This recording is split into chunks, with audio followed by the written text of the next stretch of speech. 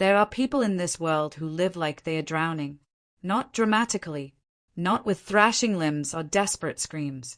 Just quietly, slowly, one breath at a time, hoping the next one comes easier. It never does. Lena Moretti was one of those people. She had been treading water for so long she'd forgotten what solid ground felt like. Every morning began the same way. The alarm clock at 5:30, the ache in her knees before her feet even hit the floor, the cold splash of water on her face that never quite woke her up. She would stare at herself in the mirror, dark circles, chapped lips, hair pulled back so tight it hurt, and wonder when she'd stopped recognizing the woman staring back. The diner was her universe, a universe of grease-stained menus, burnt coffee, and the kind of exhaustion that settles into your bones and refuses to leave. She worked doubles most days, sometimes triples. The tips were never enough. The rent was always due. Her daughter's medical bills sat in a drawer she couldn't bring herself to open anymore. 8 years old. Chronic asthma. 2 hospital visits last month alone. Lena didn't pray anymore. She'd stopped believing God listened to people like her. But she showed up. Every single day. She smiled at strangers who barely looked at her. She poured coffee for men who snapped their fingers like she was invisible. She wiped down tables and counted coins and told herself it would get better. It never did. Before we go on, tell us, where are you watching from? Drop it in the comments below. The diner sat on the corner of 5th and Lansing, wedged between a pawn shop and a laundromat. It was the kind of place that smelled like old grease and broken dreams. The regulars were creatures of habit. The truck drivers on their overnight routes, the insomniacs nursing their 3rd cup of black coffee, the drunks sobering up before heading home. And then there were the others, the ones who didn't belong. Lena had learned to spot them early. They wore expensive shoes. They didn't look at the menu. They spoke in low voices and paid in cash, always cash. She'd learned not to ask questions, not to linger, not to make eye contact longer than necessary. She had a daughter to think about. But survival requires awareness. And Lena had become very good at noticing things. The way a man's hand hovered near his jacket. The way conversations stopped when she approached. The way certain booths were always left empty until they arrived. It was a Tuesday night when everything changed. The diner was slow. 2 truckers in the corner. An old woman nursing a piece of pie. And then the door opened. He walked in like he owned the air itself. Tall, dark suit. The kind of presence that didn't need to announce itself. His name was Dante Caruso, though she wouldn't learn that until later. All she knew in that moment was that the temperature in the room shifted. The truckers looked away. The old woman suddenly became very interested in her plate. Lena felt it too. That primal instinct that whispers *danger star. He sat in the back booth. Alone. His eyes swept the room once. Slow. Deliberate. The way a predator surveys territory. Then they landed on her. She forced a smile. Grabbed her notepad. Walked over on legs that suddenly felt unsteady. "What can I get you?" she asked. Pen poised, voice steady despite the hammering in her chest. He didn't answer right away. Just looked at her. Really looked. Like he was reading a language written beneath her skin. "Coffee," he said finally. His voice was low, smooth, the kind that didn't need to be loud to be heard. "Black." She nodded. Turned to leave. "And Lena?" She froze. He knew her name. She looked back. His expression hadn't changed, but something flickered in his eyes, something she couldn't name. "Make sure it's hot." She brought him his coffee. Her hands didn't shake. She'd learned a long time ago how to hide fear. What she didn't know, what she couldn't have known, was that in 3 minutes, 4 men would walk through that door with guns and murder in their eyes. She didn't know that a betrayal had been orchestrated. That Dante Caruso, one of the most powerful men in the city's underworld, was sitting in that booth waiting for a meeting that was actually an execution. She didn't know that the next 60 seconds would rewrite her entire life. She was refilling the trucker's coffee when she heard it. The door. 4 men. Wrong shoes. Wrong energy. Wrong everything. Lena's body knew before her mind did. She saw the glint of metal, saw the way Dante's shoulders tensed, saw the recognition in his eyes, not surprise, but confirmation. He'd known, and in that split second, Lena understood. He was about to die. The men spread out. Calm. Professional. This wasn't their first time. Dante didn't move. Time fractured. Lena didn't think. Thinking was a luxury people like her couldn't afford. She did what she'd been doing her whole life. She survived. She stepped forward, directly into the line of sight, her tray of coffee still in hand. "Sir, I'm so sorry," she said loudly, clumsily, and then she let the tray slip. Boiling coffee sprayed across the floor. Ceramic shattered. The sound was explosive in the small space. Everyone's eyes turned to her. In that heartbeat of distraction, Dante moved. He was fast. Faster than a man his size should be. He flipped the table, used it as a shield. The first gunshot cracked through the air, muffled, silenced, but unmistakable. Lena hit the floor. Her knees cracked against the tile. She covered her head. The world became sound, breaking glass, shouts, the wet thud of something heavy hitting the ground. And then a hand, strong, unyielding, grabbed her wrist. "Don't move," Dante hissed. "Don't make a sound." She didn't. He pulled her behind the counter, shielded her with his body. She could feel his heart pounding against her back, could smell gunpowder and expensive cologne. More shots, a scream, then silence. When it was over, 3 of the 4 men were dead. The 4th was gone, fled into the night. Dante stood slowly. His suit was torn, blood on his hands, not all of it his own. He looked down at Lena, still crouched on the floor, trembling. "You just saved my life," he said quietly. She didn't respond. Couldn't. Her whole body was shaking now, adrenaline crashing through her like a freight train. He crouched beside her, tilted her chin up with 2 fingers so she had to meet his eyes. "Do you understand what that means?" he asked. She shook her head. He almost smiled. "Almost. It means you're mine now." And with those 4 words, Lena Moetti's life, the one she'd been barely clinging to, ended. A new one, far more dangerous, had just begun. There are moments in life where everything changes, and you don't realize it until much later.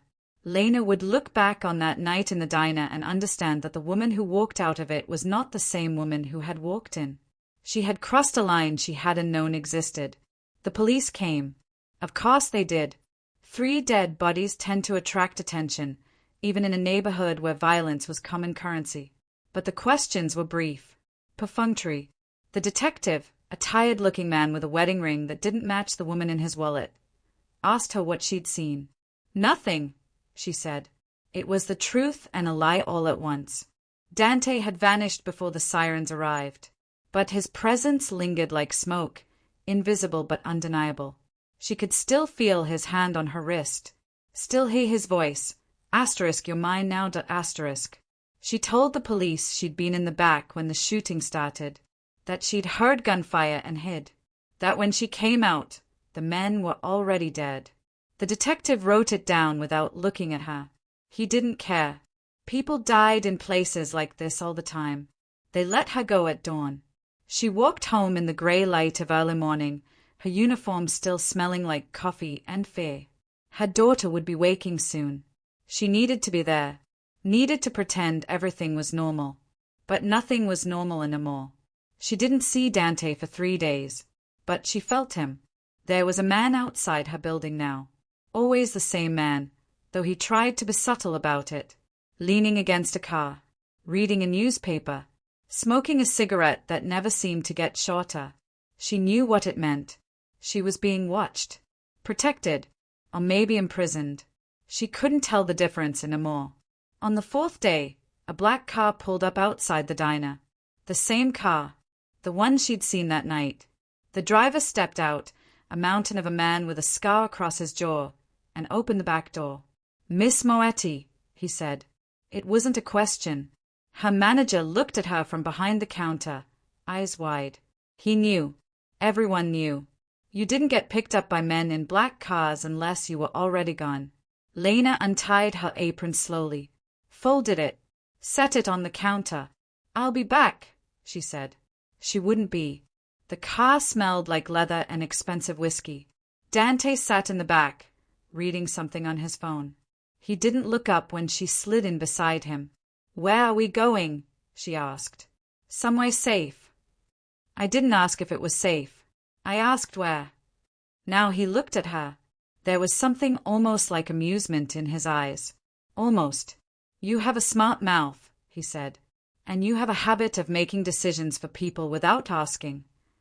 The driver glanced in the rearview mirror. Dante raised a hand, a small gesture, but absolute. The driver looked away. The men who came for me that night, Dante said quietly, they won't stop. They failed once. They'll try again. And next time, they'll make sure there are no witnesses. The meaning sank in slowly, cold and heavy. My daughter is already being moved, he said, to a private facility. Better doctors, better care. She'll have everything she needs. Lena's breath caught. You can't just. I already did. Fury and terror warred inside her. I didn't ask for this. No, he agreed. But you made a choice that night. You stepped in front of a bullet meant for me. That kind of loyalty is rare, precious, and in my world, it comes with consequences. I'm not part of your world. You are now. The car pulled up to a building she didn't recognize. Tall, glass, the kind of place people like her only saw from the outside. This is where you'll stay, Dante said, until it's safe. And when will that be? He looked at her then, really looked, and for the first time, she saw something beneath the cold authority. Something that might have been regret. I don't know. The apartment was on the 23rd floor. Floor-to-ceiling windows. Furniture that looked like it belonged in a magazine. A kitchen she wouldn't know how to use. A bedroom with a bed so large it felt obscene. There was a phone on the counter, a single number programmed into it. If you need anything, the driver said, you call that number. Someone will come. What if I want to leave? He didn't answer. He didn't need to. The door closed behind him with a quiet click. Lena stood in the center of the apartment, surrounded by luxury she'd never asked for, and realized the truth. This wasn't protection. It was a cage. A gilded, beautiful, suffocating cage. She spent the first night pacing. The second night crying. The third night staring out the window at a city that suddenly felt very far away. Her daughter was safe. That was what mattered. The hospital had called. They didn't say how they got her number, and confirmed that her little girl was in a private room now, with round-the-clock care. The asthma attacks had stopped. She was breathing easier. Lena should have felt relief. Instead, she felt trapped. Dante came on the 5th day. He knocked, which surprised her. Men like him didn't usually bother with courtesy. May I come in? He asked. She stepped aside. He entered slowly, eyes scanning the space like he was cataloging every detail. Are you comfortable? He asked. I'm a prisoner. You're protected. Those aren't the same thing. He almost smiled. No, they are not. He moved to the window, hands in his pockets, looking out at the city below. For a long moment, he was silent. I grew up in a place like the one you're from, he said finally. My mother worked 3 jobs. My father drank himself to death when I was 9. I know what it's like to count coins and pray they are enough. To make choices that aren't really choices at all. She didn't respond. Didn't know what to say. I'm not a good man, Lena, he continued. I've done things that would keep you awake at night. But I protect what's mine. And whether you like it or not, you're mine now. Because I spilled coffee. Because you saw me about to die and decided I was worth saving. He turned to face her then, and the weight of his gaze was almost unbearable. Why did you do it? He asked. She thought about lying, about giving him some noble answer. But exhaustion had stripped away her ability to pretend. I don't know, she said honestly. I just moved. He nodded slowly, like that made sense to him. Instinct, he said. You have good instincts. My instincts told me to run. I ignored them. Then maybe, he said quietly, you have better instincts than you think. He left after that, but something had shifted. Some invisible wall had been cracked, just slightly. Lena stood in the empty apartment and realized something terrifying. She was starting to understand him. And that, more than anything, felt like the most dangerous thing of all. If this story has already found a place in your heart, don't forget to like, comment, subscribe, and check the description box below for more stories that stay long after they end. Captivity changes a person. Not all at once. Not with dramatic revelation. It's slow, subtle, like water wearing down stone. You don't notice until the shape has changed completely. Lena learned the rhythms of her new life the way a prisoner learns the schedule of guards. Dante came every few days, sometimes with food, sometimes with books, sometimes with nothing but his presence and the silence that followed him like a shadow. He never stayed long, but long enough. She learned that he took his coffee black, no sugar, that he read the newspaper every morning, starting with the obituaries, that he had a scar on his left hand shaped like a crescent moon, and when he was thinking, he traced it absently with his thumb. She learned that he didn't sleep much, that he carried the weight of decisions that would crush most men, that beneath the cold authority was something broken, something that had learned to survive by becoming unbreakable. She learned that he was, in his own terrible way, lonely, and that terrified her more than anything. Because she understood it, the apartment became both sanctuary and cell. She had everything she needed and nothing she wanted. Her daughter was thriving. The doctors said her condition had stabilized, that the new treatment was working miracles. Lena spoke to her every day on a monitored line, hearing her little girl's laughter and pretending everything was fine. When are you coming home, Mama? Soon, baby, soon. Lies we tell to protect the people we love. Time moved strangely. Days bled into weeks. She stopped marking the calendar, stopped counting. It was easier that way, easier to just exist in the suspended reality of waiting. But waiting for what? She didn't know anymore. Dante brought her a laptop one afternoon, set it on the counter without explanation. I thought you might want to learn something, he said. Learn what? Anything. Everything. You're smart, Lena. Smarter than that diner ever let you be. She stared at the machine like it was a foreign object. Why do you care? He was quiet for a long time. When he finally spoke, his voice was softer than she'd ever heard it. Because I know what it's like to have your potential buried under survival. He left before she could respond. She opened the laptop that night, started researching. Not escape routes or legal loopholes. Something else. Something she'd always wondered about but never had time for. Art history. She didn't know why. Maybe because it was beautiful. Maybe because it was useless. Maybe because for the first time in her life, she had the luxury of learning something that didn't save survival. She studied the Renaissance masters, the Impressionists, the way light could be captured in brushstrokes, the way color could convey emotion words couldn't touch. When Dante came next, she was reading about Caravaggio. Interesting choice, he said, glancing at her screen. He was violent, she said without looking up. Used criminals and prostitutes as models. Probably killed a man. But his paintings were beautiful. Complicated men often create complicated beauty. She finally looked at him. Is that what you tell yourself? He didn't flinch. Every day. There was a shift happening between them. Imperceptible but undeniable. The walls were still there, solid, necessary, but cracks were forming. Small fissures where light could seep through. She started asking him questions. Not about his work. Not about the violence that orbited him like planets around a sun. About other things. What was his favorite book? Did he believe in God? What did he dream about? He answered some, deflected others, But he always answered something. Dostoevsky, he said once. Crime and Punishment.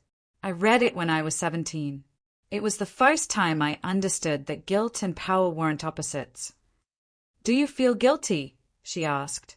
He looked at her then with eyes that held centuries. Every single day. She believed him. One evening, he came late. Later than usual. His knuckles were bruised. There was blood on his collar. He didn't explain and she didn't ask. He stood at the window, staring out at the city. She watched him from the couch, this man who held her captive and kept her daughter safe, this contradiction wrapped in expensive fabric. You should hate me, he said quietly. I know.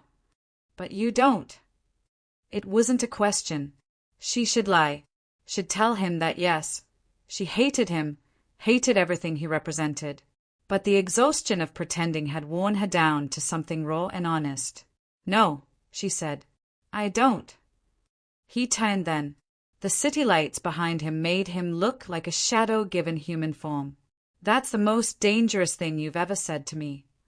More dangerous than saving your life. Yes. He moved toward her, not threatening, not predatory, just closer, like gravity pulling bodies together despite their best intentions. He sat beside her on the couch, close enough that she could feel the heat of him, smell the cologne mixed with smoke and something copper-sweet. I've built my entire life on fear, he said, on making people afraid of me. It's the only language I know.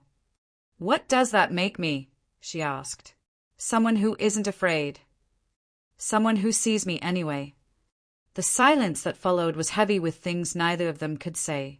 His hand moved, slow, deliberate, and brushed a strand of hair from her face. His fingers lingered against her cheek. She should pull away, should remind herself that this man had stolen her life, her choices, her freedom. But his touch was gentle, and she was so tired of being strong. Lena, he said, and her name in his mouth sounded like a prayer. She didn't move, didn't breathe. He leaned closer. She could see the flecks of gold in his dark eyes, could count the lines around his mouth that spoke of too many hard decisions. Tell me to stop, he whispered. She should. God, she should. But she didn't. His lips touched hers, soft, questioning, like he was afraid she might shatter. She didn't shatter. She leaned into him, into the warmth and danger and impossible tenderness of it all. The kiss was brief, a moment, a lifetime. When he pulled back, his eyes were filled with something that looked like regret. I shouldn't have done that, he said. No, she agreed. You shouldn't have. But neither of them moved. If you've ever felt torn between fear and love, you'll understand her. Remember to like, comment, subscribe, and check the description box below. Your support keeps stories like this alive. He left soon after, but the air where he'd been still held his shape. Lena sat in the dark apartment, touching her lips, and realized the most terrifying truth of all. The cage wasn't just the apartment anymore. It was him, and she was starting to forget why she wanted to escape. There are kinds of intimacy that have nothing to do with touch. The way someone knows how you take your coffee. The way they notice when you're tired before you say anything. The way silence between two people can feel more honest than words. Lena and Dante existed in that strange space now, not quite captive and captor, not quite lovers, but something undefined and dangerous. He came more often. Sometimes he brought files, worked at her kitchen table while she read. Sometimes he cooked, which surprised her. This man of violence moving through her kitchen with surprising grace, chopping vegetables and seasoning meat like it was meditation. My mother taught me, he said when she asked. She said a man who couldn't feed himself was still a child. What else did she teach you? He was quiet for a moment, his knife pausing mid-slice. That love was a weakness. That in our world, weakness gets you killed. Did you believe her? I did, he said. Until recently. He didn't elaborate. He didn't need to. The touches became more frequent. His hand on the small of her back when he passed behind her. her fingers brushing his when she handed him coffee, small contacts that burned like brands. She told herself it meant nothing, that it was just proximity, just the human need for connection manifesting in the only way it could. She told herself many lies in those days. Her daughter's 8th birthday came and went. Lena wasn't there. Couldn't be. Dante had a cake delivered to the hospital. Elaborate, princess-themed, the kind Lena could never have afforded. Her daughter's voice on the phone was bright with joy. "Mama, it's so beautiful. Did you see it?" "I picked it out myself, baby." Another lie. Another little death. When she hung up, she cried. Not the silent tears she'd become accustomed to, but deep, wrenching sobs that came from somewhere primal. Dante found her like that. He didn't say anything. Just sat beside her on the floor and let her cry against his shoulder until she had nothing left. When the storm passed, he spoke quietly. "I know it's not enough. I know it doesn't fix anything. But I'm trying to give her the childhood you couldn't have." "I don't want you to give her anything," Lena said, voice raw. "I want to give it to her myself." "I know." "Then let me go." His jaw tightened. "I can't." "Can't or won't?" "Both." She pulled away from him, put distance between them because proximity made everything harder. "You talk about protection," she said, "about keeping me safe, but you're just keeping me." "Yes," he said simply, "I am." The honesty of it was worse than any lie. "Why?" she asked. "Why me? You could have anyone. You have power, money, everything. Why keep a waitress from a dying diner locked in a tower like some fucked-up fairy tale?" He stood slowly, walked to the window. His reflection in the glass looked like a ghost. "Because you looked at me that night and saw a human being," he said quietly. "Not a monster, not a king, just a man who was about to die. And you decided I was worth saving. Do you have any idea how rare that is in my world? So I'm here because I was kind. That's the price of compassion." "You're here because I'm selfish," he said, turning to face her. "Because for the first time in 20 years, I met someone who makes me want to be something other than what I am. And I don't know how to let that go." The confession hung in the air between them. "That's not fair," she whispered. "No," he agreed.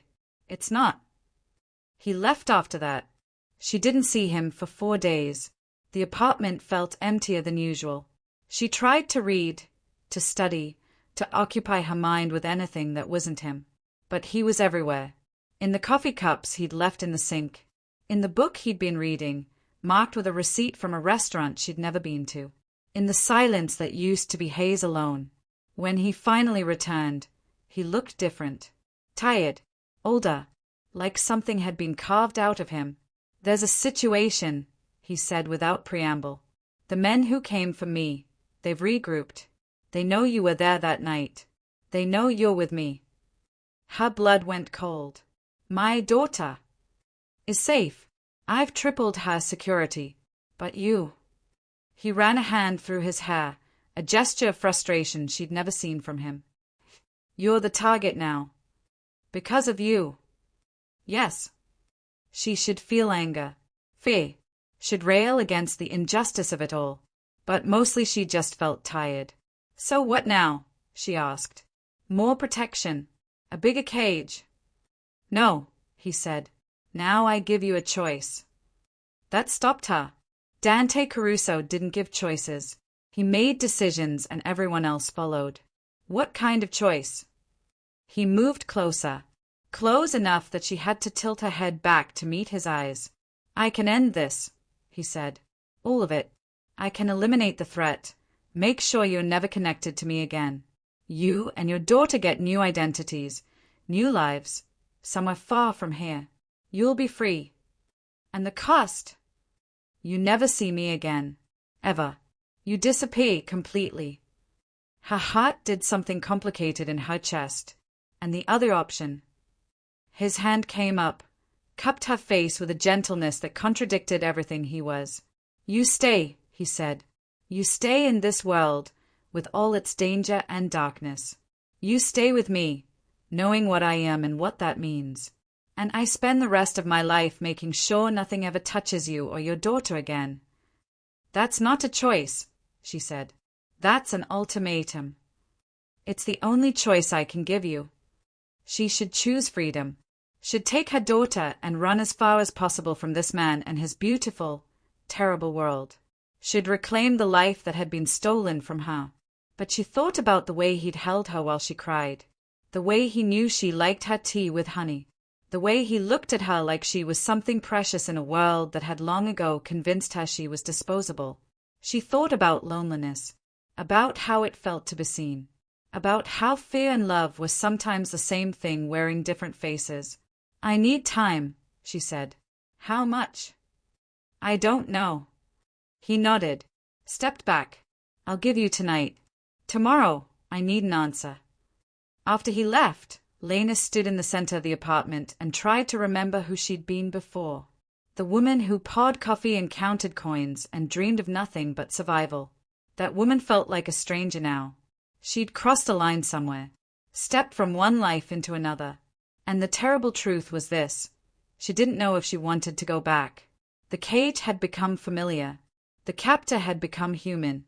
And she had become something she didn't recognize, someone capable of loving the man who'd stolen her freedom. If your heart's racing too, take a breath, and don't forget to like, comment, subscribe, and check the description box below for more unforgettable love stories. She didn't sleep that night, just sat at the window, watching the city lights, and waited for dawn to come with an answer she wasn't sure she'd have.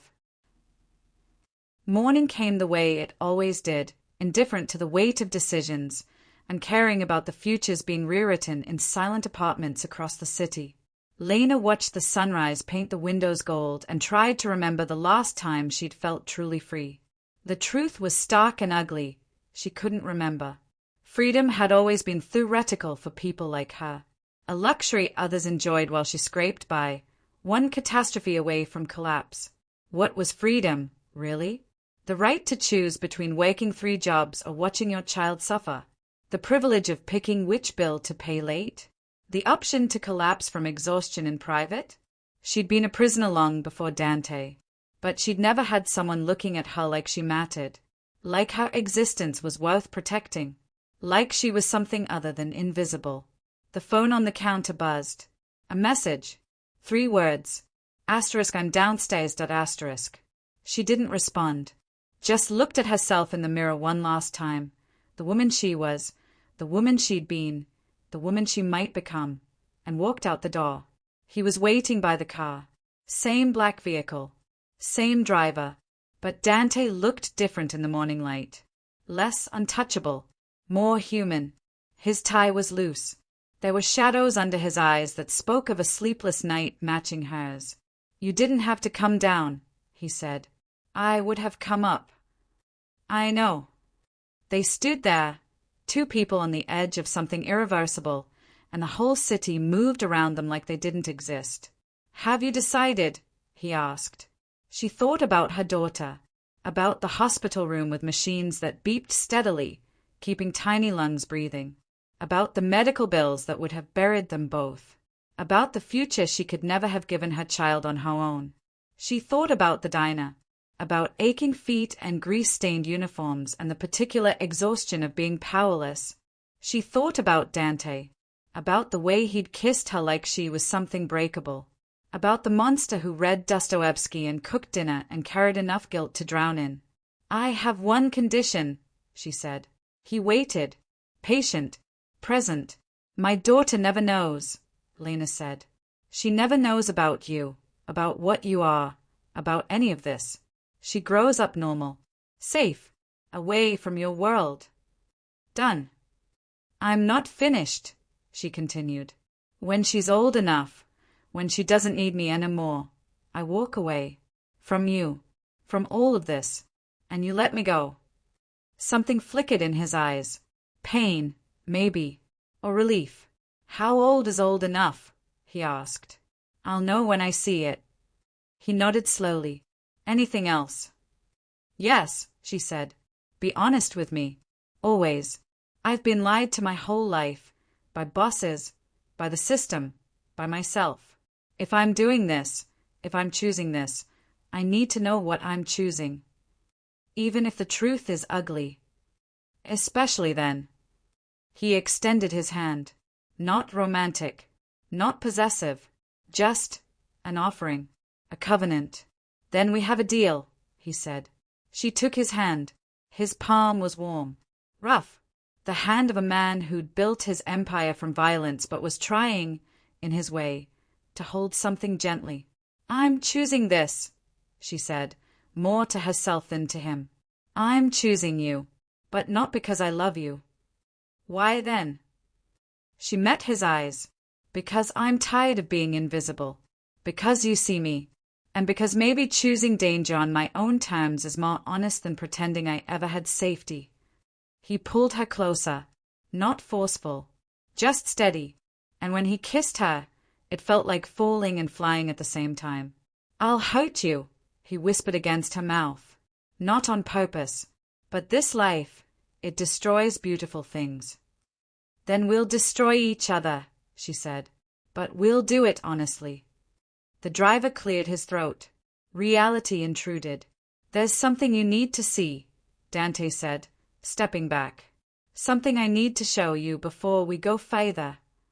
They drove for 20 minutes, away from the gleaming downtown, through neighborhoods that looked more like her old life. They stopped in front of an old church, the kind that had been reproposed, its stained glass replaced with frosted windows, its steeple bearing no cross. What is this place? She asked. My inheritance, he said. Come inside. The interior was dim. Rows of wooden pews remained, but the altar had been replaced with something else, a small medical clinic. Dated equipment, basic supplies, but functional. We run 12 of these, Dante said, walking down the aisle. Free clinics in neighborhoods where people can't afford doctors, where asking for help means deportation or arrest or losing your kids. Lena stared. This didn't fit. None of this fit the narrative she'd built around him.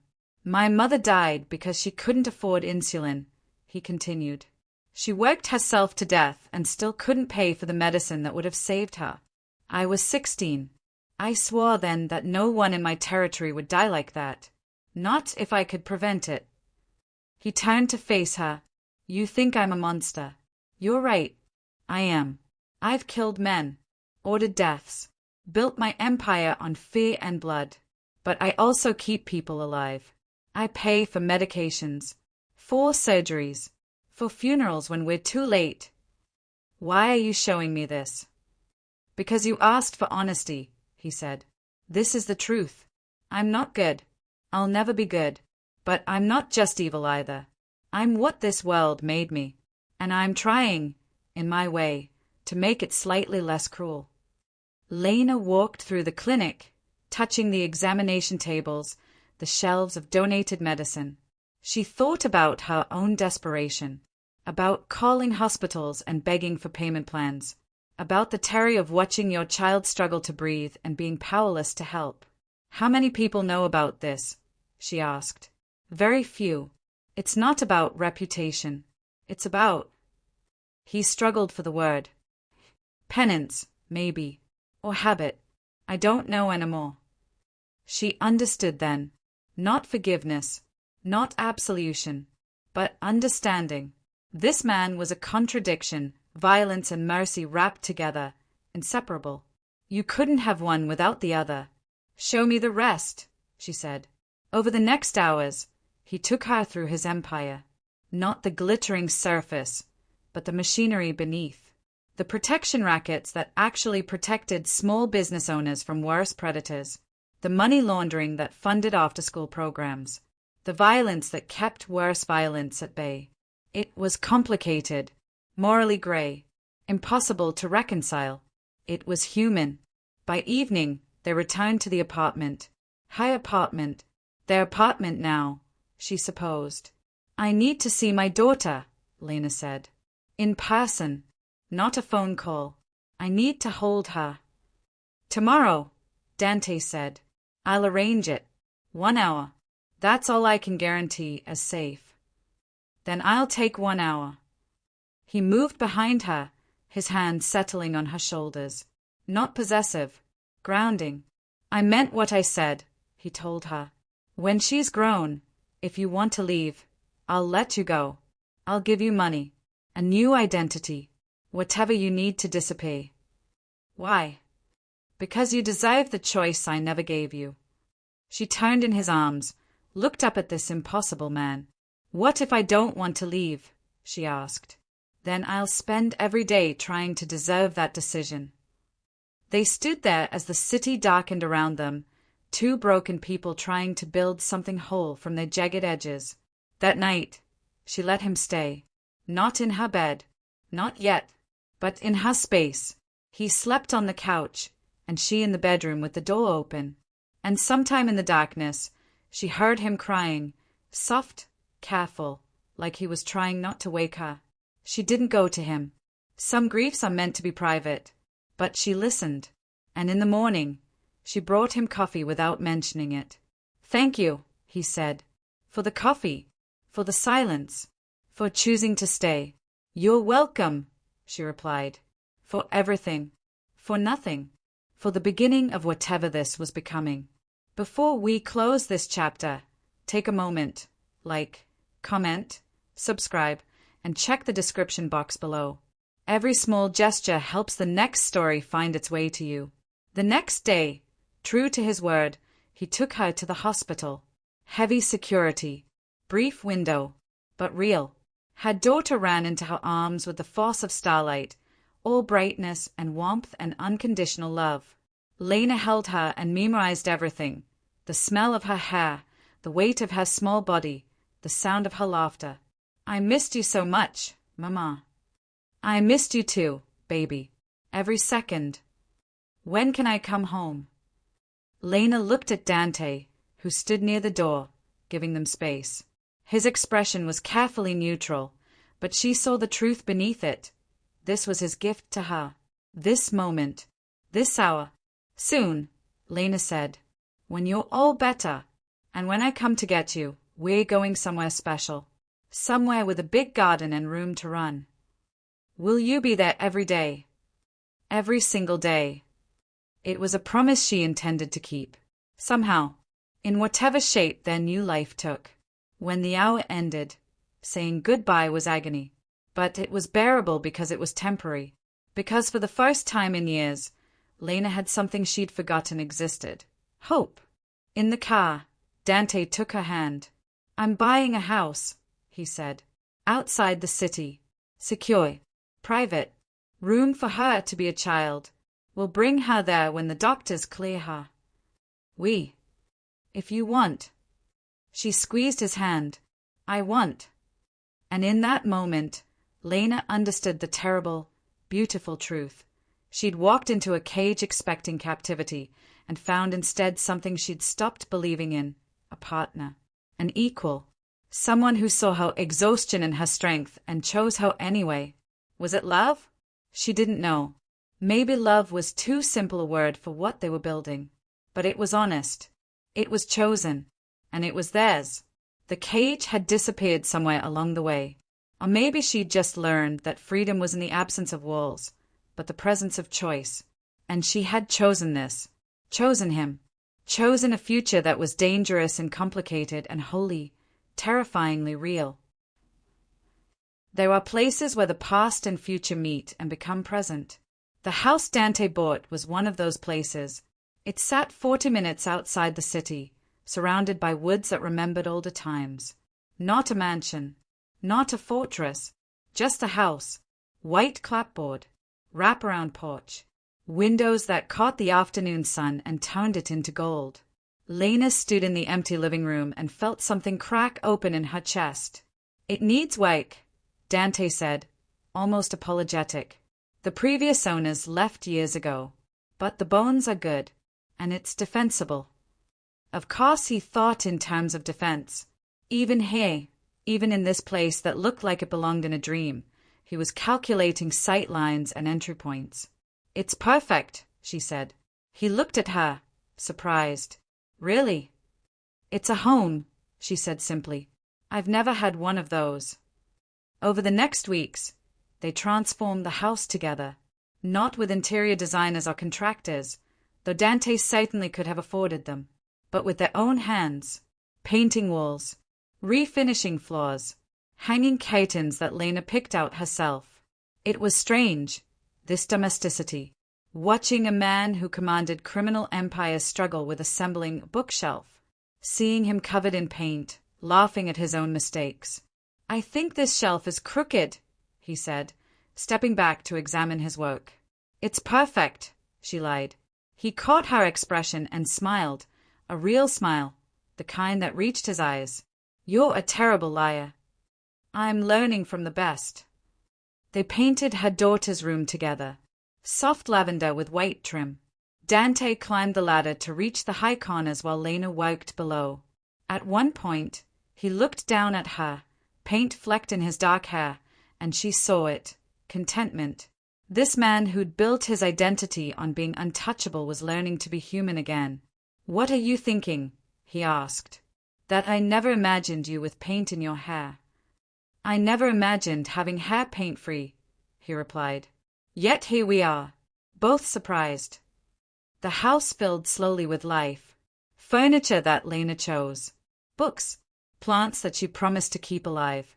A kitchen that smelled like coffee and the dinners they cooked together. They developed rhythms.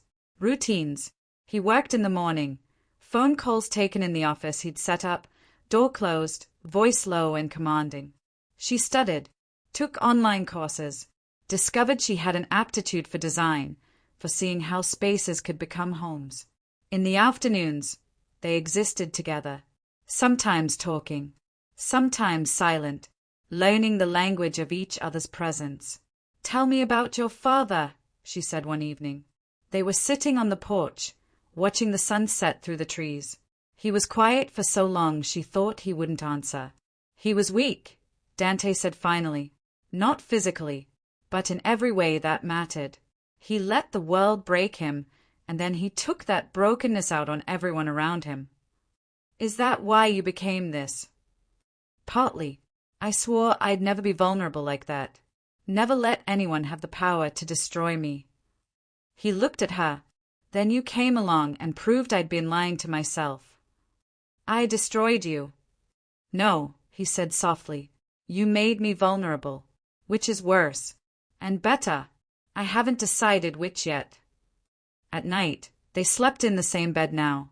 Not always touching, but close. She learned that he woke from nightmares sometimes. Breath harsh, eyes seeing horrors she couldn't name. She learned not to ask. Just to be there. To press her hand to his chest and remind him he was real. He was present. He was safe. I killed a man today, he said once, in the darkness. Her breath caught. Why are you telling me? Because you ask for honesty. Because if you're going to stay, you need to know who you're staying with.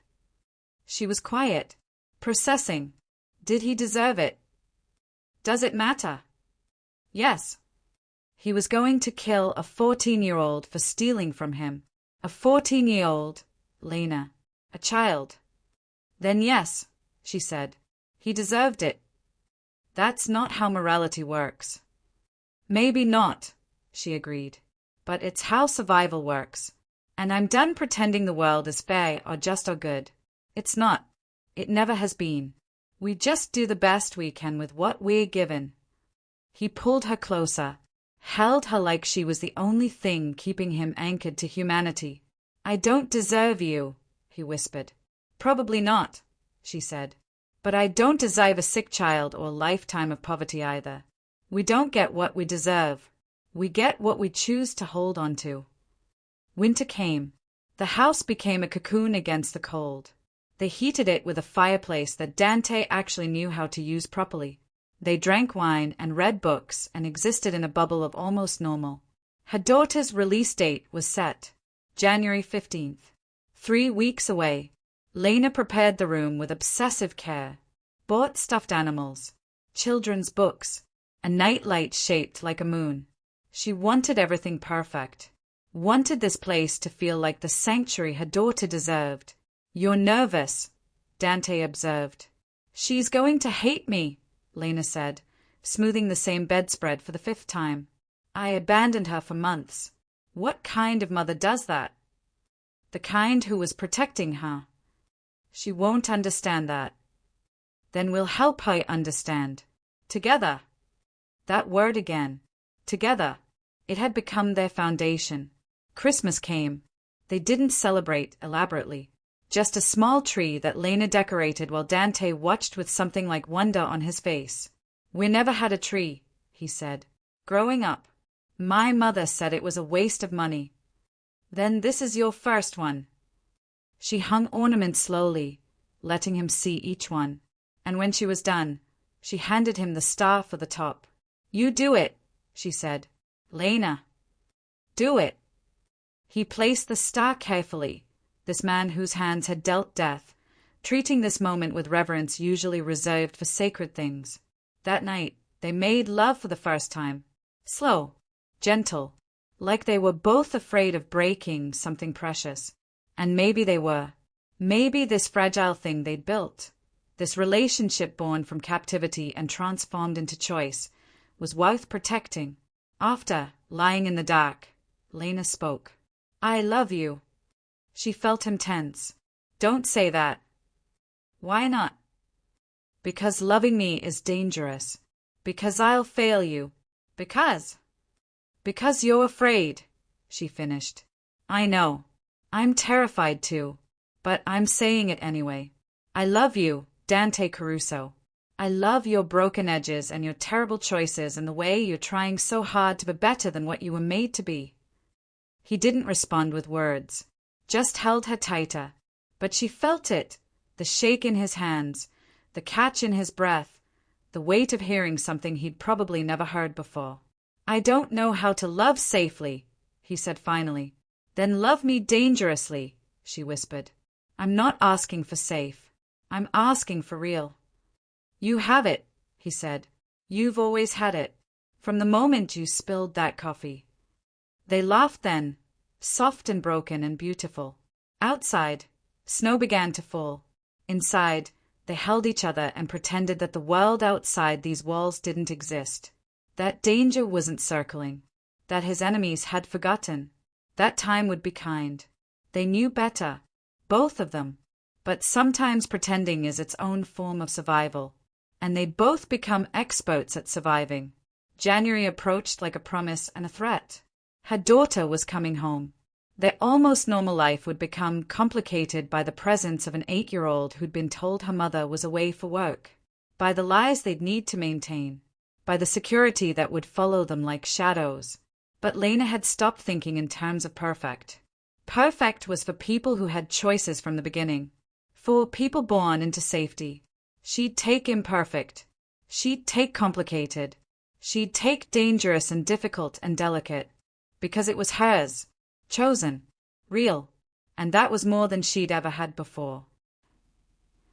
The thing about peace is that it's always temporary. Lena knew this, had known it in her bones since childhood, but knowing and experiencing are different languages, and January 15th taught her fluency in loss. Her daughter came home on a Tuesday, sunny, unseasonably warm, the kind of day that felt like a gift. Lena waited on the porch, heart hammering, watching the car approach. Dante stood beside her, solid and silent. His security team was invisible but present. She'd learned to sense them now, ghosts in expensive suits protecting the perimeter. The car stopped. The door opened. And there she was, Sophia, 8 years old, thin but healthier, eyes bright, alive. She ran. Lena caught her, held her like she could absorb her daughter back into her own body. Mama, mama, mama. I'm here, baby. I'm right here. They stayed like that for a long time. Long enough for Lena's knees to protest, for her arms to ache. She didn't care. Would have held her daughter forever if time allowed it. Is this our house? Sophia asked, pulling back to look at the white clapboard, the porch, the woods beyond. Yes, sweetheart. This is home. It's so big. Wait till you see your room. The afternoon was perfect. Sophia explored every corner, her laughter filling spaces that had been too quiet. She loved her room, loved the garden Lena had started planning, loved the woods that she made Lena promise she could explore when spring came. Dante kept his distance, respectful, careful. He'd understood without being told that he was an intrusion in this reunion. But Sophia noticed him. Children always notice what adults try to hide. "Who's that man?" she whispered to Lena. "That's a friend. Dante. He helped us get this house." "Does he live here?" Lena hesitated. "Sometimes." Sophia considered this with the seriousness only children can muster. Then she walked up to Dante with no fear at all. "Thank you for helping my mama," she said. He crouched down to her level. This man who commanded empires, kneeling before an 8-year-old. "You're very welcome," he said. "Your mother talks about you all the time." "Does she tell you I'm brave?" "The bravest person she knows." Sophia beamed, and in that moment, Lena saw something she'd been terrified wouldn't happen. Acceptance. Her daughter accepting this strange new life, this complicated man, this imperfect perfection they'd built. For 3 days, everything was beautiful. Then the storm broke. It came at night, always at night, 3 a.m., when the world is at its most vulnerable. Lena woke to Dante's hand over her mouth, his voice urgent in her ear. "Don't make a sound. Don't move." She heard it then. The click of a door. Footsteps. Too many footsteps. They'd been found. Dante was already moving, reaching under the bed for the gun he'd promised her was just a precaution. His phone glowed blue in the darkness, a text to his security team. But they were already inside. "Take Sophia," he whispered. The panic room. 3rd bookshelf from the left. Press the spine of Moby Dick. "I'm not leaving you." "This isn't a discussion." Lena's hands shook as she slipped out of bed, moved down the hall on bare feet, opened Sophia's door with a touch soft as breath. Her daughter was already awake, eyes wide with that animal instinct children have for danger. "Mama." "Shush, baby. We're playing a game. You have to be very, very quiet." She lifted Sophia, felt her small arms wrap around her neck, and moved toward the library. Found the shelf. The book. Pressed. The wall opened with a hydraulic whisper. "Inside. Now." "What about you?" Sophia whispered. "I'll be right behind you." Another lie, but necessary. She waited until Sophia was inside the small space, reinforced steel hidden behind drywall, invisible to anyone who didn't know. Then closed the door. Ran back to their bedroom. Dante was gone. She heard the first gunshot and her world tilted. Moved on instinct. Grabbed the second gun from the nightstand drawer. Dante had taught her to shoot, insisted on it. She'd protested. Now she understood. The house had become a war zone. She crept toward the stairs. Saw shadows moving in the living room. Heard voices. Angry. Searching. Find the woman. Find the kid. Caruso doesn't matter if we have them. Her blood turned to ice. Another shot. This one closer. Then Dante's voice, low and commanding. "You made a mistake coming here." "The only mistake was thinking you'd see us coming," a voice replied. Male. Familiar. Lena's mind raced, trying to place it. "Did you really think you could betray the family and walk away? Build a life with some waitress and her brat?" "Last chance," Dante said. "Walk away. You're outnumbered." "I'm always outnumbered." The violence that followed was efficient. Brutal. Lena watched from the top of the stairs as Dante moved through the darkness like death itself. 3 men. Then 2. Then 1. But there were others. Always others. She saw the man coming up the stairs too late. Saw the gun rise. Saw it aim at Dante's back. She didn't think. Didn't breathe. Just squeezed the trigger the way Dante had taught her. The recoil jarred her shoulder. The sound was deafening. The man fell. Dante spun, saw her, and something crossed his face. Pride and horror mixed together. "I told you to stay hidden," he said. You're welcome. Sirens in the distance, growing closer. Come on, Dante said, grabbing her hand. We need to leave. Now. Sophia. I'll get her. Pack a bag. 2 minutes. Go. Lena moved on autopilot. Grabbed clothes. Documents. The stuffed rabbit Sophia had slept with since she was 2. Her hands were shaking so badly she could barely zip the bag. Dante appeared with Sophia in his arms, the daughter's face buried in his shoulder. Is Mama okay? Sophia was asking. I heard loud noises. Your Mama is very brave, Dante said. We're all going on an adventure now. They ran. Out the back. Through the woods. To a car hidden on a service road that Lena had never known existed.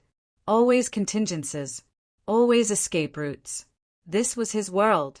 She was just learning its language. They drove for hours. Dante made calls in Italian. Sharp. Commanding. Coordinating. Planning. Protecting. By dawn, they were in a safe house 2 states away. Sparse. Functional. Nothing like the home they'd built. Sophia was asleep finally, curled on a couch, Dante's jacket tucked around her like a blanket. Lena sat on the floor, knees pulled to her chest, shaking now that the adrenaline was fading. I killed a man, she said. Dante sat beside her. Yes. I should feel something. Horror. Guilt. I just feel empty. That comes later, he said quietly. Right now you're in survival mode. The guilt will catch up. Is this our life now? Running. Hiding. No. His voice was hard. Final. This ends. Tomorrow. I'm calling in every debt. Burning every bridge if I have to. But this ends. She looked at him. Saw the fury there. The determination. The love. What does that mean? It means I'm done playing by their rules, he said. I built an empire by being patient. Strategic. But they came to our home. They threatened you. They traumatized our daughter. Asterisk our daughter. Asterisk he'd said it without thinking. Without correction. This war you're starting, Lena said. People will die. Yes. Including you. Maybe. She took his face in her hands. Made him look at her. Then don't start it. We'll run. We'll disappear. We'll go somewhere they'll never find us. And live in fear forever. Looking over our shoulders. Teaching Sophia that safety means hiding. Teaching her that being alive is more important than pride. He pulled her hands away gently. Kissed her palms. I love you, he said. Which is why I can't let you live like that. You've spent your whole life running from one crisis to the next. I'm going to give you peace, even if it costs me everything. If your heart's racing too, take a breath. And don't forget to like, comment, subscribe, and check the description box below for more unforgettable love stories. Outside, the sun was rising on a day that would change everything. Dante made his calls, issued his orders, drew his lines. Lena held Sophia and tried to memorize every detail, the weight of her, the smell of her hair, the sound of her breathing. Because she knew what Dante knew. When the storm truly broke, not everyone would survive. And the only choice left was which side of the lightning you'd stand on when it struck. Asterisk. Approx 1,570 words. Asterisk. War in Dante's world wasn't fought with armies. It was fought with information, with alliances broken and reformed, with violence so precise it became art. Lena watched him transform over the next 48 hours. The man who'd learned to cook dinner and laugh at crooked bookshelves disappeared. In his place stood something ancient and terrible, the predator he'd always been beneath the gentleness he'd shown her. He worked from the safe house, phoned constantly to his A, speaking in languages Lena didn't understand. Italian, Russian, something that might have been Mandarin. His network was vast, his reach was long, and his fury was absolute. They want to hurt what's mine, he said once, between calls.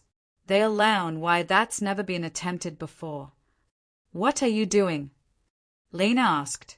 What I should have done months ago. Removing threats. Permanently. The television played in the background, news reports filtering through. A warehouse fire on the docks. 3 prominent business leaders found dead in apparent motor-suicide. A police chief abruptly resigning. Random events to anyone else. To Lena, pieces of Dante's chess game. How many will die before this ends? She asked. As many as necessary. That's not an answer. He looked at her then, and his eyes were empty. It's the only answer I have. Sophia had stopped asking questions. Children adapt faster than adults. She accepted that they were on vacation, that the strange men who stood guard outside were friends, that her mother's forced smiles were real. But at night, she had nightmares. Woke crying. Lena would hold her and sing the same lullaby she'd sung when Sophia was a baby, and pretend her voice wasn't breaking. When can we go home, Mama? Soon, baby. You always say soon. I know. I'm sorry. Is it because of Dante? Lena stiffened. Why do you ask that? The men who came, they were looking for him. I heard them. I was supposed to be in the special room, but I heard everything. 8 years old. Too young to understand. Old enough to remember forever. The men were bad people, Lena said carefully. And Dante is making sure they never come back. By hurting them. Honesty or comfort. The eternal parenting dilemma. Yes, Lena admitted. By hurting them. Sophia was quiet. Then, good. It was a single word, but it shattered Lena's heart. Her daughter, her sweet, innocent daughter, had learned that sometimes violence was the answer. This was the cost of their choices. This moment, this loss of innocence. On the 3rd day, Dante came to her with news. It's done, he said. He looked exhausted, hollowed out. The families have agreed to terms. You and Sophia are off limits. Untouchable. Anyone who violates that dies. Everyone dies. I've made that very clear. What did you give them in return? Territory. Power. Half my empire. She stared at him. You gave up half of everything you've built. I gave up things, he corrected. I kept what matters. He looked at Sophia, sleeping on the couch. At Lena, still wearing the same clothes from that night, dark circles under her eyes. This, he said, this is what matters. Lena wanted to feel relief, wanted to believe it was over, but she'd learned that peace in his world was always conditional, always temporary. What about the people who came to the house? She asked. The ones who got away. They didn't get away. His tone made it clear she shouldn't ask more. They returned home a week later. The house looked the same from the outside, but inside, everything had changed. New locks, new windows, reinforced doors, security systems that could track a heartbeat from 100 yards away. And men, always men, standing guard in rotation, invisible but present. Sophia walked through the house like a ghost, touching things to make sure they were real. She paused in the living room where blood had been scrubbed from the hardwood. You couldn't see it anymore, but she could sense it. Is it safe now? She asked. Yes, Dante said. He'd crouched down to her level again. This habit he'd developed of meeting her as an equal. I promise you, no one will ever scare you again. Can you keep that promise?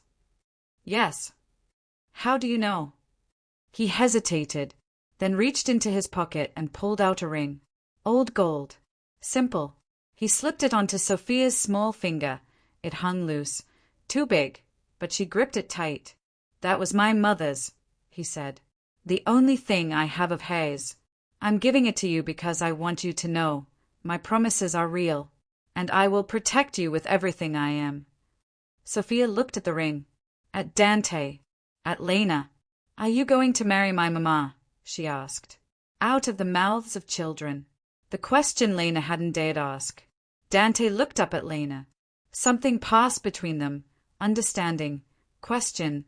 Answer. Would you like that? He asked Sophia. Will you be mean to her? Never. Will you leave?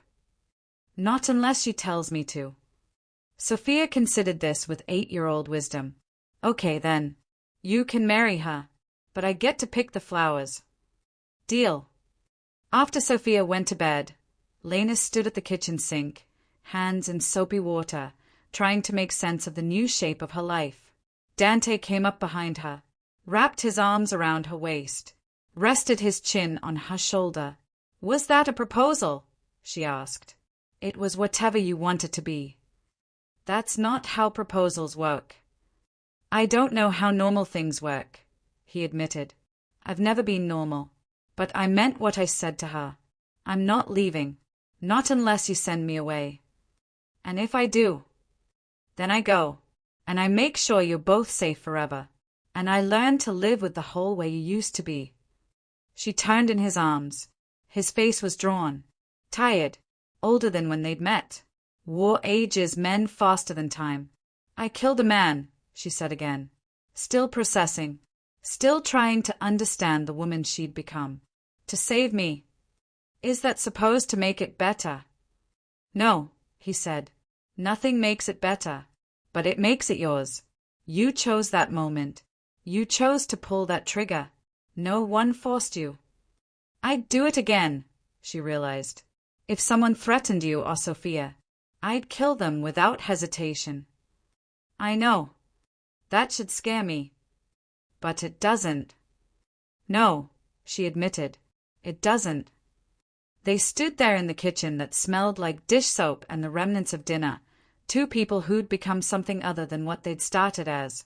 So, he asked, is that a yes? To what? To marrying me, to making this official, to legally binding yourself to a criminal who just burned half his empire to keep you safe. She kissed him. Soft. Sure. Satan. Yes, she said. But not because you asked. Because I'm choosing it. Those are the same thing. No, she said. They are not. One is surrender. The other is power. And I'm done surrendering to anything. He smiled then, real and true and beautiful. When did you become so fierce? When you gave me something worth fighting for. They married quietly 3 weeks later. No big ceremony. No guests. Just them and Sophia and a judge who owed Dante favors. Lena wore a simple white dress. Dante wore a suit. Sophia wore her flower girl dress and took her job very seriously. Do you take this man to be your husband? Lena looked at Dante, at this contradiction of violence and tenderness, at the man who'd stolen her freedom and given her choice. I do. And do you take this woman to be your wife? Dante's eyes never left hers. I do. For as long as she'll have me.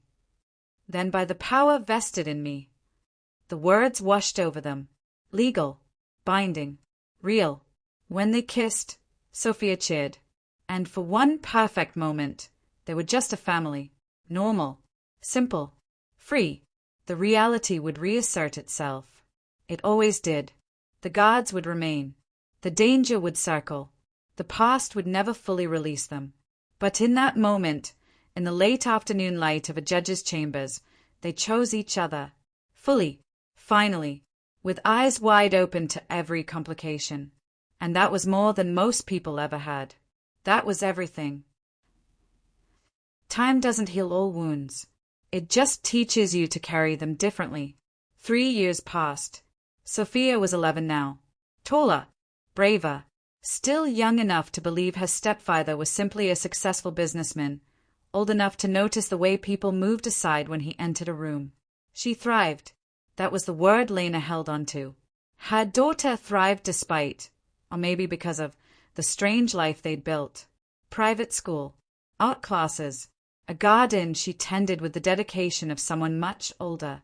She'd grown into herself in that house surrounded by woods, protected by invisible walls. I want to be a botanist, she announced one dinner. Someone who studies plants and helps them grow. That's beautiful, Lena said. Dante smiled. The world needs people who can make things grow. an irony neither adult commented on. But Sophia noticed everything, even what wasn't said. Some plants need fire to grow, she said casually, cutting her chicken. Did you know that? Some seeds won't open unless there's fire first. They are called serotinous cones. The heat makes them release. Lena and Dante exchanged glances. Their daughter's metaphors were never accidental. That's true, Dante said carefully. But fire also destroys. Or it transforms, Sophia countered. Mrs. Chen says that's what the phoenix represents. Death and rebirth. That sometimes you have to bind to become something better. 11 years old. And already understanding the truths they'd tried to hide from her. After dinner, after Sophia was in bed, Lena stood at their bedroom window looking out at the woods that had become so familiar. She knows, Lena said. Not everything, but enough. Dante came up behind her. 3 years and he still moved to her like gravity. I know. Should we tell her? Tell her what? That I built my fortune on violence. That her mother killed a man. That the people who protected her childhood are criminals. The truth. She's 11. She's smart. Smart enough to be traumatized. Lena turned to face him. She's already traumatized. She was there that night. She heard everything. We've just been pretending she didn't. He was quiet.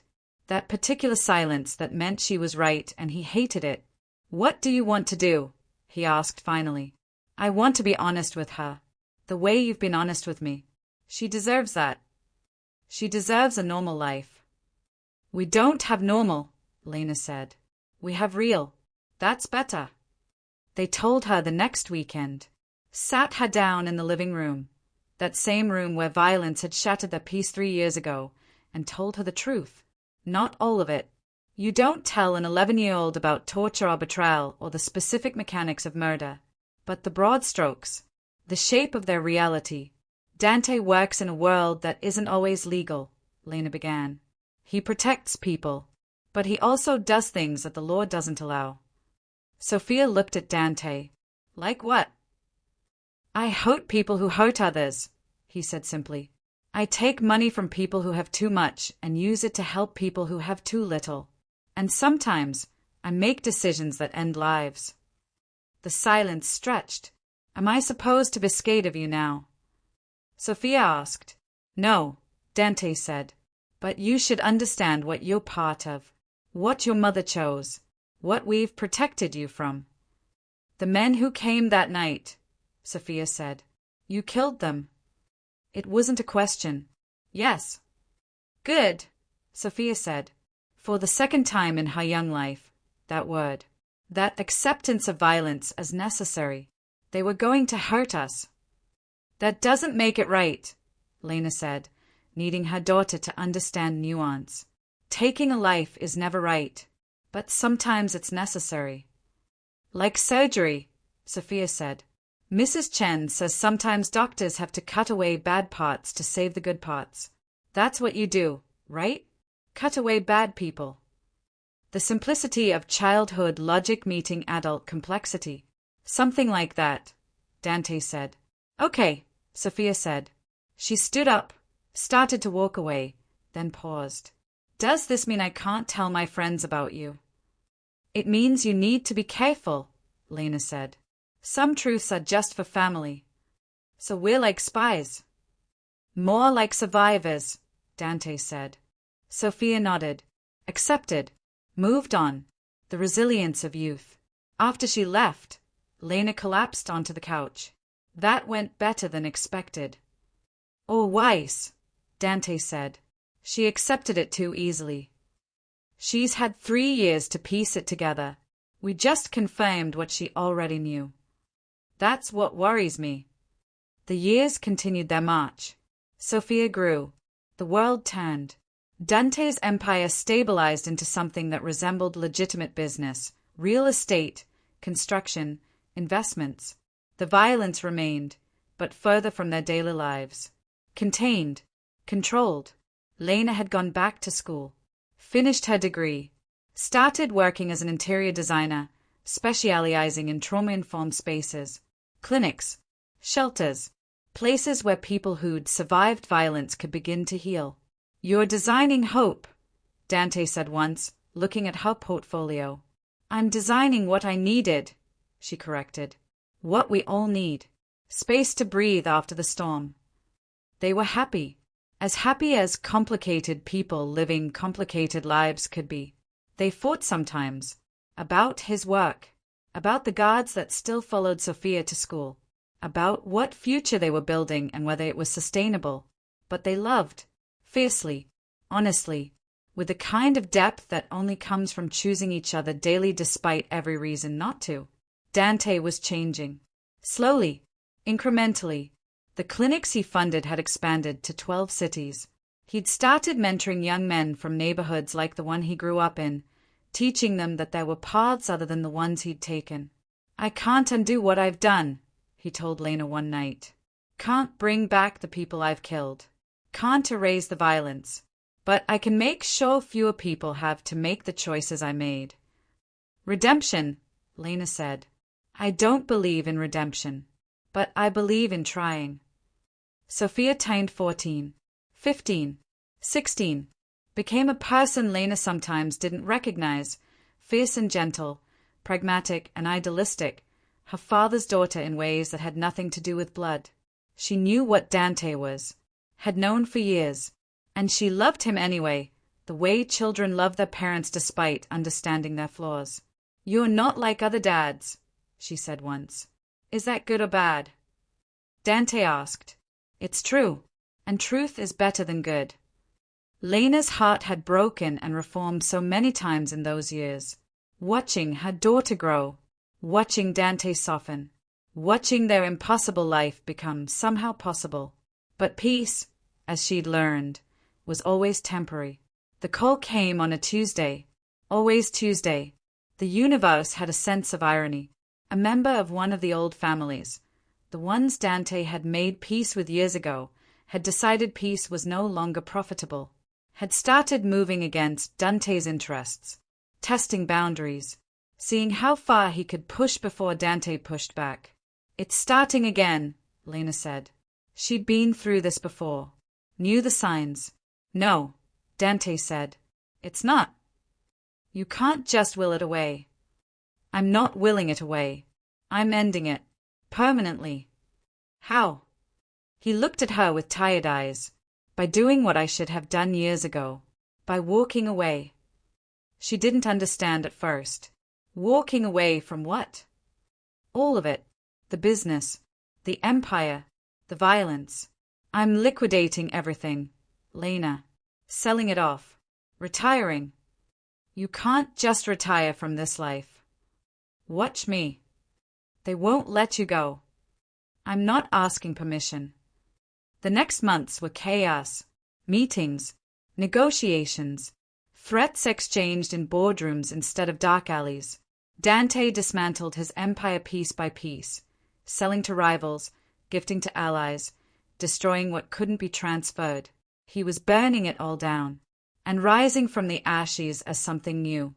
"What will you be?" Lena asked. "If you're not this?" "I don't know," he admitted.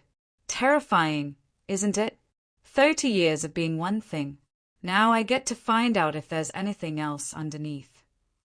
"You're a man who loves his family," Lena said. "You're someone who's trying to be better. That's enough." "Is it?" "It has to be." Before we close this chapter, take a moment, like, comment, subscribe, and check the description box below. Every small gesture helps the next story find its way to you. On Sophia's 17th birthday, Dante signed the last papers, the final sale, the end of an empire. They celebrated quietly, just the three of them, cake and candles and the comfortable silence of family. "What will you do now?" Sophia asked. "I was thinking about teaching," Dante said. "Business ethics, maybe. God knows I know what not to do." Sophia laughed. Lena smiled. And for the first time in 17 years, Dante looked free. "I'm proud of you," Lena said that night. "For what?" For choosing us over everything else. For being brave enough to change. He pulled her close. You made me want to change. Both of you. Made me think I might be worth saving. You were always worth saving, she said. That's why I spilled that coffee. They laughed then. At the absurdity. At the impossibility. At the fact that a clumsy moment in a dying diner had led to this. A family. A life. A future. The guards remained. Some habits die hard. And some precautions were just wisdom. But the violence had ended. The war was over. They had won. Not perfectly. Not without cost. But they had won. And that was enough. That was everything. There is a kind of peace that only comes after war. Not the peace of those who've never fought, but the peace of those who've survived and chosen to lay down arms. It's harder won. More precious. And it tastes like redemption. For years after Dante walked away from his empire, Lena woke to sunlight and the smell of coffee. She found him on the porch, reading the newspaper, still starting with the obituaries, some habits too ingrained to break, and drinking from the mug she'd given him last Christmas. World's best husband, it said. He'd laughed when he opened it, said it was a low bar. She'd kissed him and told him he'd cleared it anyway. What's the news? She asked, settling into the chair beside him. The usual. Wars. Elections. Someone's opinions about something they don't understand. He folded the paper. Nothing that concerns us anymore. That phrase had become his mantra. Asterisk doesn't concern us anymore. Asterisk, as if by repeating it, he could make it permanently true. Sophia was 21 now, in her third year at university, studying environmental science. She came home once a month, bringing laundry and stories and the particular chaos of young adulthood. She'd had boyfriends, heartbreaks, the normal dramas of normal life. And through it all, she'd remained the girl who saw truth clearly, her father's daughter in the ways that mattered. She called this morning, Dante said, while you were sleeping. She's bringing someone home for Thanksgiving. Someone. A boy. A man, I suppose. She's 21. They are not boys anymore. Lena smiled at his discomfort. Are you nervous? Terrified? Of meeting him or of what you might do if he hurts her? Both. She took his hand, rough from years of violence, gentle now from years of loving them.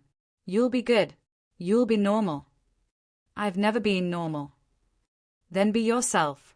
That's better anyway. Thanksgiving came with golden light and the smell of roasting turkey. Sophia arrived with a young man named Marcus, tall, nervous, clutching a bottle of wine like it was a shield. Mr. Caruso, he said, extending a hand. I've heard so much about you. I'm sure you have, Dante replied, his handshake just firm enough to communicate volumes. I hope most of it was true.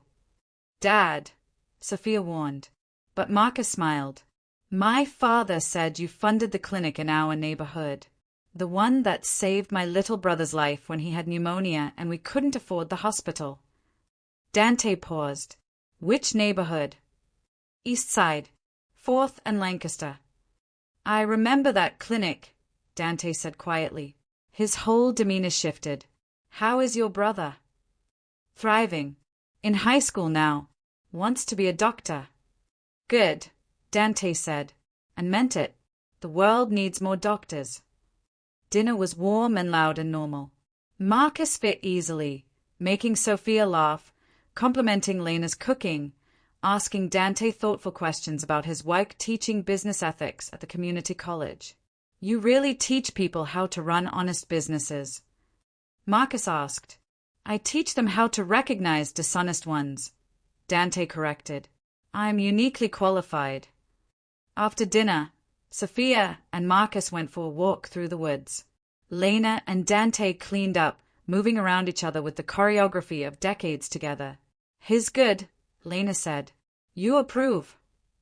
He comes from nothing and still has hope in his eyes, Dante said. Either he's very strong or very naive. You came from nothing. And look what I became. Exactly, Lena said. You became someone who saved his brother. Someone who changed. Someone who taught our daughter that people are complicated and that's okay. He pulled her close, kissed her forehead. When did you become so wise? When you gave me time to become something other than exhausted. They stood at the sink, looking out at the woods where their daughter walked with someone she might love, and felt the weight of years settle comfortably. Do you miss it? Lena asked. She'd asked this before. Would probably ask it again. Sometimes, he admitted. The power, the clarity of purpose, the simplicity of solving problems with force. But I love this more. This kitchen. This life. You. Even though it's boring. It's not boring. It's peaceful. There's a difference. Sophia and Marcus returned flushed from cold and happiness. They said their goodnights and headed to separate rooms. Dante's rules, still in effect, some protections never fully abandoned. Later, in their own bedroom, Lena and Dante lay in the dark. She's going to marry him, Lena said. I know. Are you okay with that? I'm okay with her being happy. If he makes her happy, I'll give them my blessing and enough money to start whatever life they want. When did you become such a softie? I've always been soft for you two. I just hid it better before. She laughed, curled into him, felt safe in ways she'd forgotten were possible. Do you ever think about that night? She asked. The diner? The coffee? Every day. Do you regret it? Not for a second. You saved my life, and I've spent every day since trying to deserve that gift. You've succeeded, she said softly, in case you were wondering. Time passed. Seasons changed. Sophia graduated and got married. Small ceremony, huge love, and moved to Colorado to work on forest restoration. She called every Sunday, visited twice a year, brought grandchildren eventually, 2 boys who had Dante's eyes and Lena's stubborn streak. Nonno, they called him, grandfather in Italian, and he'd lift them onto his shoulders and carry them through the same woods where he'd taught their mother to find peace. Lena's design business flourished. She became known for her work with trauma spaces, her understanding of how architecture could help people heal. She lectured sometimes, wrote articles, made a name entirely separate from Dante's past. They grew old together, not dramatically, just steadily, gray hair and reading glasses and jokes about creaking knees. Dante kept teaching, kept running the clinics, kept trying, every single day, to balance the scales of his past. You can't make up for what you did, Lena told him once. You can only keep being better. That's enough. Is it? It is for me, and I'm the one who has to live with you. He smiled. Fair point. One evening, when they were both in their 60s, they sat on the porch of the house that had seen so much violence and love, fear and courage, ending and beginning. We made it, Lena said. Made what? All the way through. We survived. He took her hand, traced the ring on her finger, the same one he'd placed there 23 years ago in a judge's chambers while their daughter threw flower petals. We did more than survive, he said. We lived. Was it worth it? She asked. All the complications, all the danger. He thought about it, really thought. Yes, because it led here, to you, to Sophia, to becoming something other than what I was. You were always more than that, she said. I saw it that first night, when you were about to die and you didn't beg, didn't plead, just waited with dignity. That's when I knew you were worth saving. You saw something I didn't know existed. And you've spent 23 years proving I was right. They sat as the sun set, painting the sky in shades of orange and gold. 2 people who'd started in violence and ended in peace. Who'd made impossible choices and lived with the consequences. Who'd chosen each other daily despite every reason not to. If stories like this linger in your heart long after they end, don't leave just yet. Like, comment, subscribe, and check the description box below, and let the next story find you when the night grows quiet again. The stars came out, one by one, mapping constellations they'd memorized together over decades. Inside, the house waited, full of memories, photographs, the accumulated evidence of a life well lived. "Thank you," Dante said quietly. "For what?" "For spilling that coffee. For seeing me. For staying when leaving would have been easier. For loving me when I didn't know how to love myself." "Thank you," Lena replied, "for giving me a life bigger than survival. For showing me that choosing danger with open eyes is braver than accepting safety with closed ones. For being the kind of man who could change." They sat in comfortable silence as the night deepened around them. No more running. No more hiding. No more fear. Just peace. Hard won. Imperfect. Real. And in the end, that was the only story that mattered. Not how it began in violence and captivity, but how it transformed into choice and love and the quiet courage of ordinary days. The war was long over. The storm had passed. They'd survived. They'd loved. They'd lived. And that, Lena understood as she sat beside the man who'd once been her captor and had become her partner, was the closest thing to freedom anyone ever truly had. Not the absence of chains, but the presence of choice. The choice to stay. To love. To keep trying despite every failure. The choice to believe that people could change, that love could heal, that endings could become beginnings. She'd chosen him. He'd chosen her. And together, they'd built something beautiful from the broken pieces of who they'd been. The waitress and the mafia boss. The prisoner and the captor. The woman who'd had nothing and the man who'd had everything. They'd found each other in the wreckage and made something whole. And as the night stretched out before them, full of stars and possibility and the comfortable weight of decades together, they knew this truth. Some stories don't end with happily ever after. They end with we survived, we chose, we're loved. And that was so much better. That was everything.